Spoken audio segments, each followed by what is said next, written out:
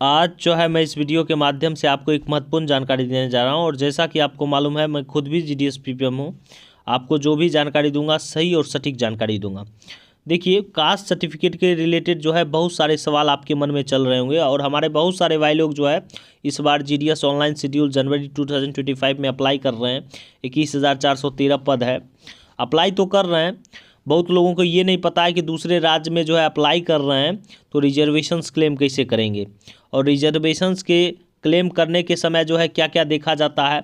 जिस समय डीवी होता है, आपके ऑफिसर जो हैं, जो भी रिक्रूटिंग अथॉरिटी होते हैं, वो चेक करते हैं तो उसमें प्रॉब्लम हो जाता है।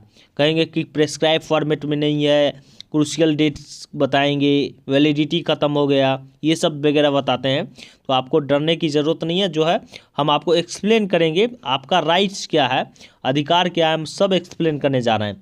नहीं समझिएगा आप लोग तो आपको प्रॉब्लम, उस समय वो कहेंगे ये प्रॉब्लम हो रहा है तो आप लोग डरते रहिएगा, समझ रहे हैं, तब दूसरा बात आ जाएगा। तो आप लोग ये समझिए कि क्या है एक्चुअल में, क्या है कास्ट सर्टिफिकेट, कब प्रोवाइड करना है, वैलिडिटी वगैरह क्या है, क्रूशियल डेट क्या है, सब कुछ एक्सप्लेन करने जा रहे हैं। तो आप लोग जो है वीडियो के साथ बने रहें, चैनल को जरूर सब्सक्राइब करें। देखिए, कोई अपने राज्य में अप्लाई नहीं कर रहे हैं, दूसरे राज्य में अप्लाई कर रहे हैं, SC ST OBC EWS वाले हैं, कर सकते हैं, कोई इशू नहीं है। सेंट्रल लेवल पे जॉब है और सेंट्रल गवर्नमेंट के अंदर ही जो है जीडीएस कर्मचारी काम करते हैं, आपको पता ही है।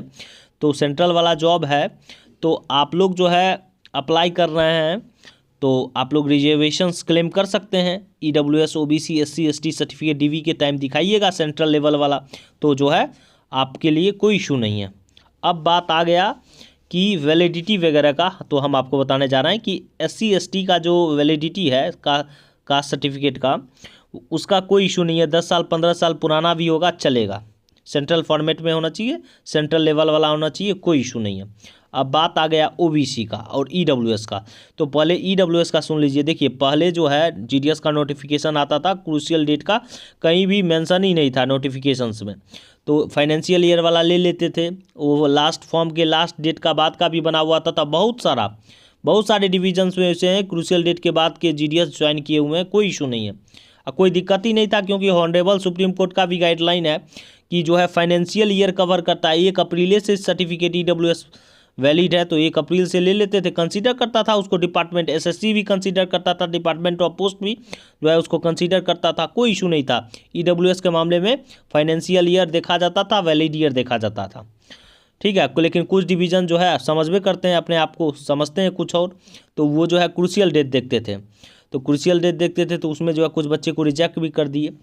उसके बाद OBC मामले में भी देखते थे कि क्रूशियल डेट तक OBC में होना चाहिए, और OBC सर्टिफिकेट 3 साल के लिए वैलिड होता है, आपको भी पता है।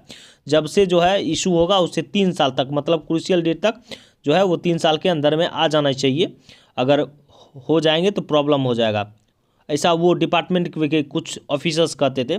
लेकिन आपको भी पता है उसमें भी जो है गाइडलाइन है सुप्रीम कोर्ट का कि 3 साल, क्रूशियल डेट से पहले 3 साल तक इशू हो जाना चाहिए, और उसके बाद भी 6 महीना तक वैलिड है।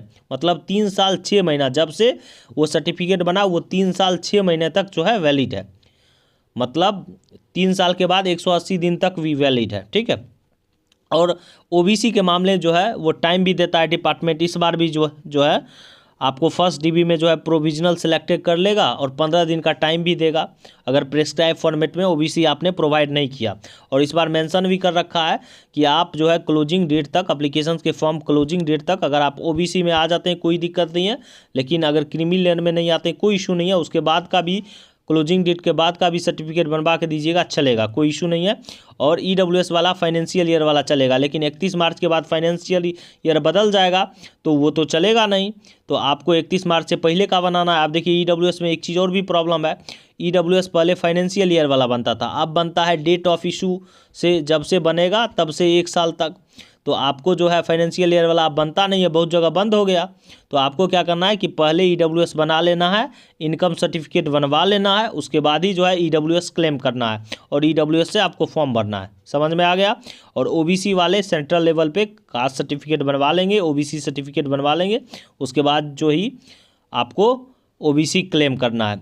देखिए बाद में क्यों लफड़ा लें, क्योंकि कुछ जगह प्रॉब्लम क्रिएट होता था पिछले भी वैकेंसी में, वहाँ क्रूशियल डेट का मेंशन ही नहीं था, फिर भी जो है करता था और टाइम भी दे रखा था 10 दिन 15 दिन, उसी में आपको बहुत परेशान करेगा। तो आप पहले ही सेंट्रल फॉर्मेट में बनवा लो ओबीसी, उसके बाद जो है EWS CO लेवल से, इनकम सर्टिफिकेट CO लेवल से, EWS CO लेवल से बनवा लीजिएगा, कोई इशू नहीं है। इनकम भी CO लेवल से बनवा लीजिएगा, लेकिन OBC जो है सेंट्रल फॉर्मेट वाला चाहिए।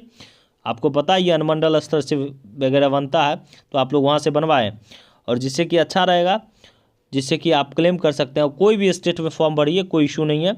और उस समय जो है सर्टिफिकेट जेन्युइन प्रोवाइड होना चाहिए at the time of verifications. और जो है फॉर्म जो है आप सर्टिफिकेट बनवा के ही जो है फॉर्म अप्लाई करें, अच्छा रहेगा। लेकिन पिछले बार भी इसी प्रकार से हुआ था, फाइनेंशियल ईयर वाला कुछ जगह ले रहा था, कुछ जगह नहीं ले रहा था। ये खेला चल रहा है पहले से, बहुत पहले से। कुछ डिवीज़न को जिसको अच्छा जानकारी है वो कंसीडर कर रहा है, जिस डिपार्टमेंट को, जिस डिवीज़न में जहाँ पे जा रहे हैं उसको नहीं पता है, नहीं क्लेम कर रहा है, वही बच्चा कैट चला जाएगा तो सब प्रॉब्लम सॉल्व हो जाएगा। तो ये रियलिटी है। तो आप लोग को ये सब चीज़ ध्यान रखना है। अगर वीडियो पसंद आए तो चैनल को सब्सक्राइब करें। Thank you.